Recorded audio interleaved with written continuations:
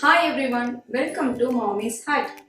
இன்னைக்கு நம்ம வீடியோல ஒரு ஹெல்தியான ஸ்நாக்ஸ் எனர்ஜி லட்டு எப்படி பண்ணலாம்ங்கறத பார்க்கலாம். ஜவ்வரிசி சாப்பிடுறனால நம்ம உடம்புக்கு இன்ஸ்டன்ட் எனர்ஜி கிடைக்குது. பார்லில அதிகமான அளவு ஃபைபரும் மினரல்ஸும் இருக்கு. போகால நம்ம உடம்புக்கு தேவையான இரும்பு சத்து அதிகமா இருக்குது. அதே மாதிரி பொட்டுக்கடலையில நம்ம உடம்புக்கு தேவையான புரோட்டீன் சத்து அதிகமா இருக்கு.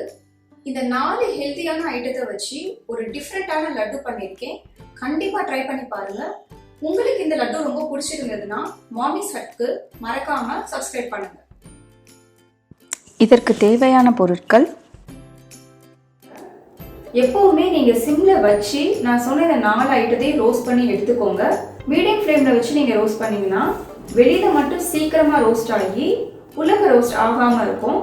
ஸோ நீங்கள் ஃபுல்லுமே இதை சிம்மில் வச்சு தான் ரோஸ்ட் பண்ணணும். கடாய் நல்லா காஞ்சதும் சிம்மில் வச்சிடலாம். அவல் நல்லா பொரிஞ்சு மொறுமொறுன்னு வர்ற வரைக்கும் சிம்லையே 2 இல்லை 3 நிமிஷத்துக்கு அதை நல்லா மிக்ஸ் பண்ணி விட்டுருங்க. ஒரு பிளேட்டுக்கு இதை சேஞ்ச் பண்ணிடலாம். பொட்டுக்கடலை 2 இல்லை 3 நிமிஷத்துக்கு சிம்லையே நல்லா மிக்ஸ் பண்ணி விட்டுக்கோங்க. இப்போ பிளேட்க்கு சேஞ்ச் பண்ணிடலாம். பார்லி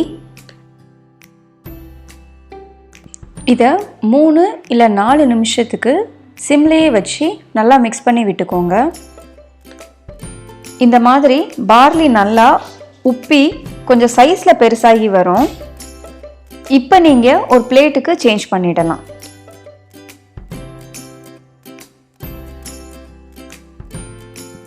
ஜவ்வரிசி இதையும் நல்லா 3 இல்லை 4 நிமிஷத்துக்கு நல்லா வறுத்து எடுத்துக்கோங்க.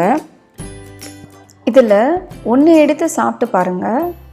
மொறுமொறுன்னு இருந்ததுன்னா ரெடி ஆயிடுச்சு நமக்கு. இப்போது ஒரு பிளேட்க்கு சேஞ்ச் பண்ணிடலாம். இது எல்லாத்தையும் அரைக்கிறதுக்கு முன்னால் நல்லா ஆற வச்சிடலாம்.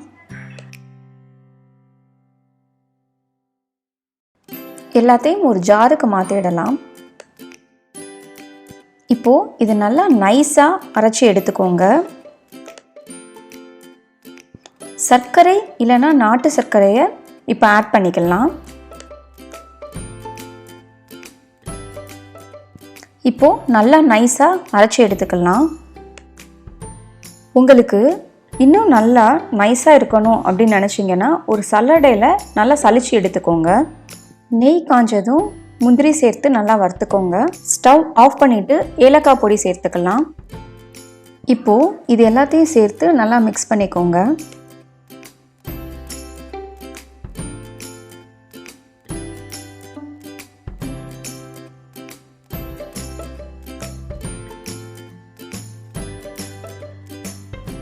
நல்லா சூடான நெய்யை கொஞ்சம் கொஞ்சமாக ஊற்றி மிக்ஸ் பண்ணிக்கோங்க. அப்போ தான் நமக்கு ஈஸியாக உருண்டை பிடிக்க வரும்.